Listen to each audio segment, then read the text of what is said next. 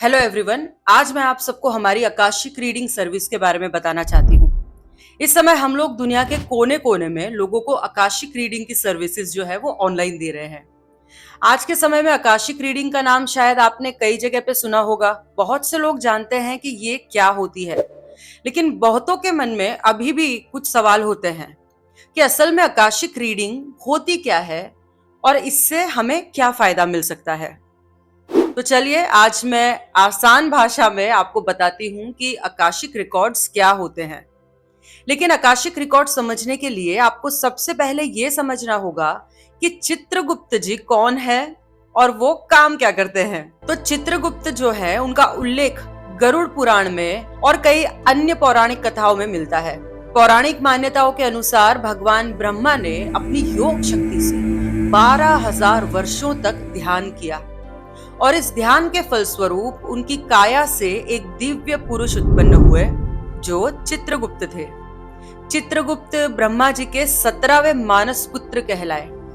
चित्रगुप्त जी की 2 पत्नियां थी। पहली पत्नी थी नंदिनी जो सूर्य पुत्र श्रद्ध देव की कन्या थी, जिनके द्वारा 4 पुत्रों की उनको प्राप्ति हुई। और दूसरी पत्नी थी ऐरावती जो धर्म शर्मा नामक ब्राह्मण की कन्या थी और उनके द्वारा 8 पुत्रों की प्राप्ति चित्रगुप्त को हुई थी। यमराज जो है वो मृत्यु के देवता होने के साथ साथ दंड और न्याय के भी देवता है, जो कर्मों के आधार पर अपना निर्णय सुनाते हैं। किसी भी प्राणी का निर्णय सुनाने के लिए उसके संपूर्ण कर्मों को अच्छी तरीके से देखना और समझना बहुत जरूरी है। लेकिन ये कार्य अकेले करना यमराज के लिए कठिन था, क्योंकि सृष्टि में अनगिनत जीवों के कर्मों का लेखा जोखा रखना बहुत ही मुश्किल कार्य था। जब यमराज ने प्राणियों के कर्मों के हिसाब रखने में असमर्थता व्यक्त की, तो ब्रह्मा जी ने चित्रगुप्त जी को यह जिम्मेदारी सौंपी कि वो प्रत्येक प्राणी के जन्म से मृत्यु तक किए गए कर्मों का लेखा जोखा रखेंगे और यमराज को न्याय करने में सहयोग करेंगे।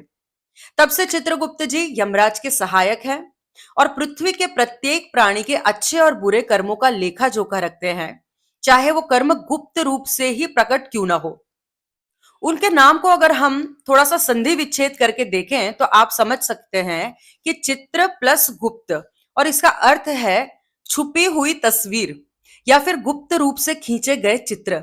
ये इस बात का प्रतीक है कि व्यक्ति के सभी कर्मों को चित्र गुप्त रूप से दर्ज करके रखते हैं। जब किसी व्यक्ति की मृत्यु होती है तो चित्रगुप्त जी उसके कर्मों का पूरा हिसाब यमराज को सुनाते हैं और इसी लेखे जोखे का जो आधार है उस पर यमराज जो होते हैं वो आत्मा की गति तय करते हैं। तो आपने फिल्मों में ये देखा होगा कि जब कोई व्यक्ति मृत्यु के बाद में यमलोक पहुंचता है तो चित्रगुप्त जी अपना एक बही खाता खोलते हैं जिसमें उसके जन्म जन्मांतरों का जो पूरा हिसाब है वो लिखा होता है। चित्रगुप्त जी का ये जो बही खाता है वो सूक्ष्म लोक में ही मौजूद होता है और इन्हीं बही खातों को हम आकाशिक रिकॉर्ड कहते हैं। आकाशिक रिकॉर्ड्स रीडिंग जो है उसमें हम ध्यान लगाकर इन सभी बही खातों तक पहुंच जाते हैं और किसी आत्मा की अनुमति लेकर उसके खातों को पढ़कर उसके सवालों के जवाब ढूंढकर उसे देते हैं।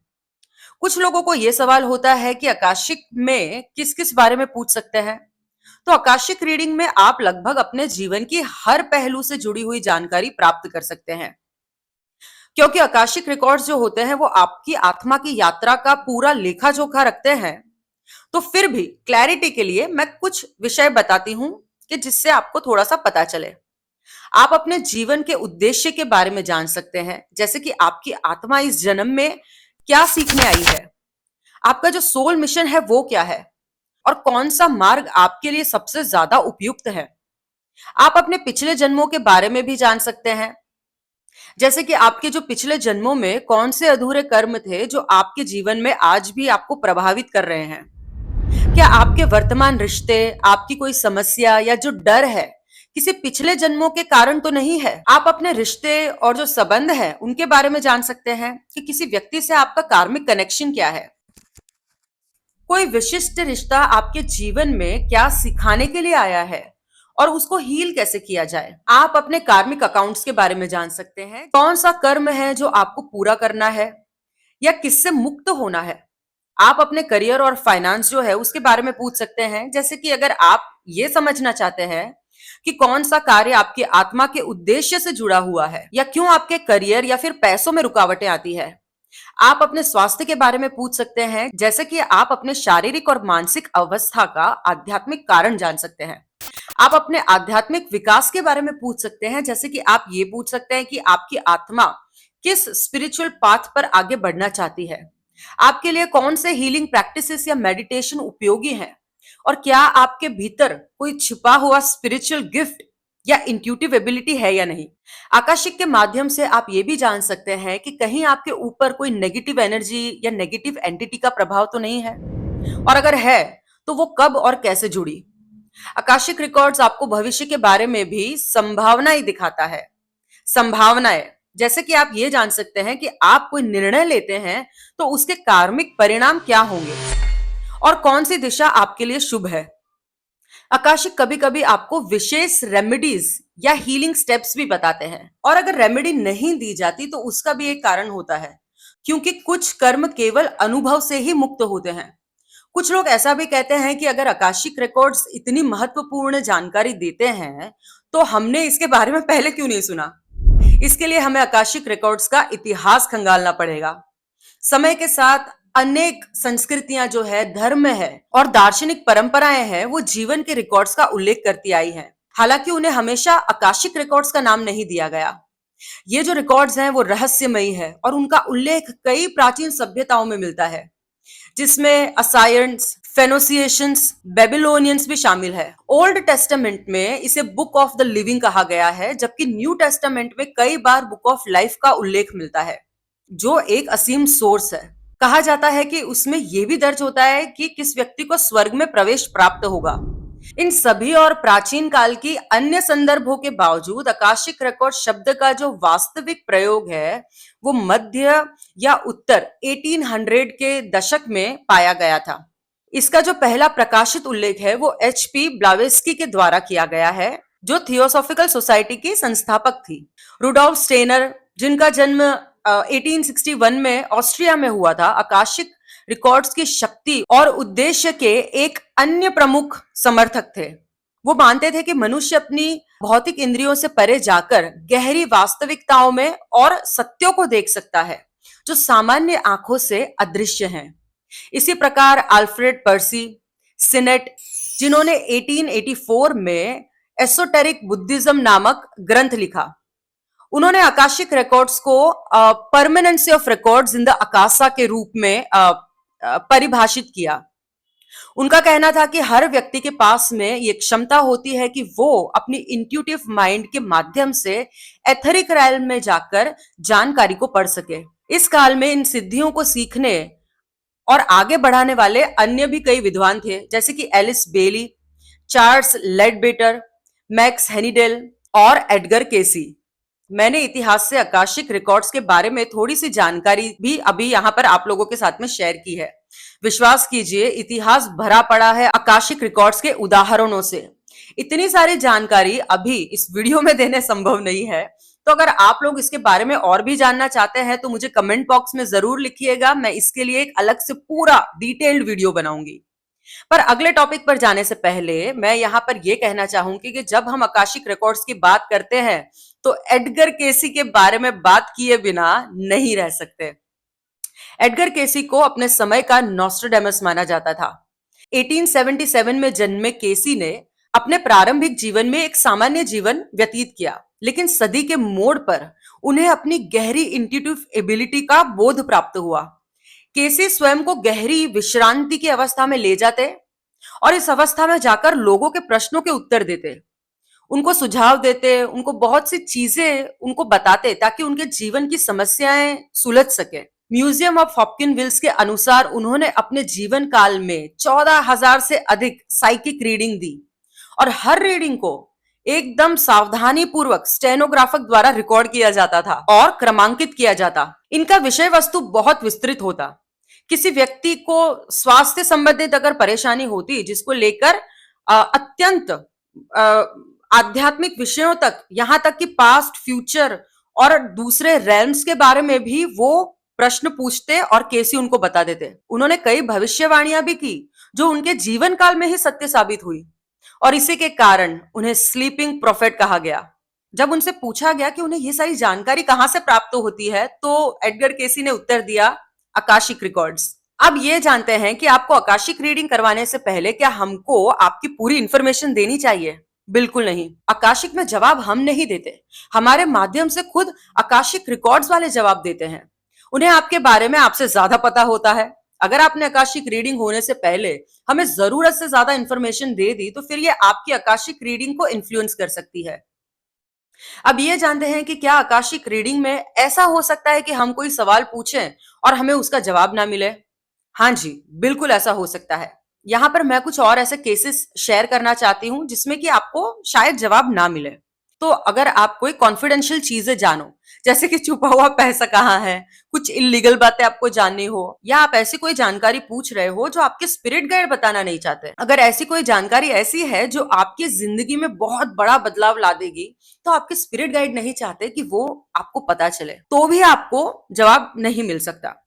आप ऐसा कुछ पूछ रहे हो कि जिसका जवाब अगर आपको मिल गया, तो आपकी जो लाइफ पर्पस है, वो जो आपने आपके जन्म से पहले डिसाइड किया था, उसे आप पूरा नहीं कर पाओगे, तो इस केस में भी जवाब आपको नहीं मिल सकता है। अगर आप भविष्य के बारे में कोई ऐसी चीज पूछ रहे हैं जिसको जानने के बाद आपका व्यवहार बदल जाएगा, तो इस केस में भी जवाब नहीं आता है। पर यकीन मानिए, अगर आकाशिक से हमें किसी सवाल के जवाब नहीं मिलता है, तो उसे ना जानने में ही हमारी भलाई होती है, क्योंकि जो दिव्य आत्माएं आकाशिक रिकॉर्ड्स को मैनेज करती हैं, उन्हें हमारे लिए क्या सही है और क्या गलत है उसके बारे में हमसे ज्यादा पता होता है। अब क्या हम आकाशिक के माध्यम से ये भी जान सकते हैं कि हमारे ऊपर किसी तरीके की नेगेटिव एनर्जी, एंटिटी या ब्लैक मैजिक या कोई प्रभाव है या नहीं? जैसे मैंने आपको पहले भी बताया था कि हाँ, हम बिल्कुल जान सकते हैं। इनफैक्ट आकाशिक ये जानकारी बहुत ही आसानी से और एक्यूरेसी से देता है। अगर किसी को कोई नेगेटिव एनर्जी है, तो आकाशिक ये भी बता देता है कि वो कब और किस तरह से जुड़ी है। यहां तक कि हम उस एंटिटी से सीधे संवाद भी कर लेते हैं, ताकि हमें यह समझ में आ सके कि उसकी उपस्थिति का उद्देश्य जो है वो क्या है। हमारा आकाशिक रीडिंग करने का एक बहुत ही आसान और पारदर्शी तरीका है। जब कोई व्यक्ति हमारे पास आकाशिक रीडिंग के लिए आता है, तो सबसे पहले हम उसकी परमिशन लेकर मेडिटेशन में प्रवेश करते हैं। करीबन 10 से 15 मिनट का ध्यान लगाने के बाद हम सूक्ष्म लोक में उस स्थान पर पहुंचते हैं जहां पे आपके आकाशिक रिकॉर्ड्स मौजूद होते हैं। उसके बाद आपसे कहा जाता है कि आप अपने प्रश्न पूछना शुरू कीजिए। शुरुआत में हम 1 से 2 सरल और सामान्य प्रश्न पूछते हैं, ताकि हम आपसे ठीक से कनेक्शन जोड़ पाएं। जब आप कोई प्रश्न पूछते हैं, तो हम उसके आकाशिक रिकॉर्ड्स को प्रस्तुत करते हैं। वहां से हमें उत्तर कई तरीकों से प्राप्त होता है, कभी दृश्य रूप में, कभी मौखिक रूप में, या कभी लिखे हुए संकेतों के रूप में। हम जो अनुभव करते हैं उसे आपको सरल भाषा में बताते हैं, ताकि आप स्पष्ट रूप से समझ सकें। एक पूरा आकाशिक रीडिंग जो सेशन होता है, वो लगभग 45 मिनट्स का होता है। पहले 10-15 मिनट में ध्यान लगाकर उस जगह पे पहुंचने में लग जाते हैं जहां पर आपके आकाशिक रिकॉर्ड्स हैं। अगले 15 से 20 मिनट आप आपके प्रश्न पूछ सकते हैं कि आकाशिक में ज्यादातर जवाब जो है वो बहुत जल्दी आते हैं। और अंत के जो 10 मिनट हैं, हम आपके साथ में आकाशिक के जो जवाब आए होते हैं उनको डिस्कस करते हैं, ताकि वो आपको अच्छे से समझ में आ जाए। अक्सर आकाशिक के उत्तर तुरंत समझ में नहीं आते हैं, लेकिन जब डिस्कशन करते हैं उसके बारे में, तब आप उसको समझ सकते हैं। आकाशिक में सवाल पूछते समय आपको कुछ चीजें ध्यान रखनी होती है। आप अपनी प्रॉब्लम्स के लिए रेमेडी भी पूछ सकते हैं। रेमेडीज बताना या नहीं बताना वो आकाशिक वालों के ऊपर डिपेंड करता है। आप किसी दूसरे के बारे में ज्यादा जानकारी नहीं ले सकते, सिर्फ वही सवाल पूछ सकते हैं जो आपसे रिलेटेड हैं। जैसे कि आप पूछ सकते हैं कि क्या आपका बेटा या बेटी शादी कब करेगा, क्योंकि बच्चों की शादी जो है वो माँ बाप की जिम्मेदारी होती है।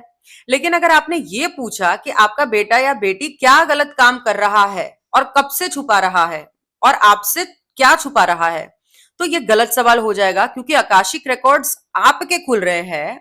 इसीलिए किसी और इंसान के बारे में सवाल पूछने से पहले बेहतर यही होगा कि हम उनके बारे में 1-2 गैर जरूरी सवाल पूछ के एक एक्यूरेसी को टेस्ट करें और उसके बाद अपने असली सवाल पे पहुंचे। आकाशिक में अपने भविष्य के बारे में भी बहुत ज्यादा नहीं पूछना चाहिए, क्योंकि भविष्य के बारे में ज्यादा जानने से भविष्य बदलने का थोड़ा सा खतरा होता है।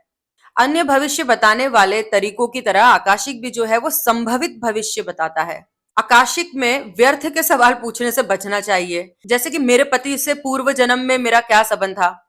यहाँ पर यह समझना बहुत जरूरी है कि हर इंसान जो हमारे साथ में है, उस हर इंसान का हमारे साथ में कुछ ना कुछ पूर्व जीवन का संबंध तो होगा ही, इसलिए वो इंसान वापस हमारे साथ में इस जन्म में आता है। तो आकाशिक में सवाल करते वक्त आपको आकाशिक में ध्यान लगाने वाले से व्यर्थ के आर्ग्यूमेंट्स भी नहीं करने चाहिए। इससे उसका ध्यान कमजोर होने का खतरा है और अगले जवाब की जो एक्यूरेसी है वो भी कम हो सकती है। अगर आपको पास्ट लाइफ के बारे में डिटेल में जानना है तो बेहतर यही होगा कि आप आकाशिक की बजाय पीएलआर करवाएं।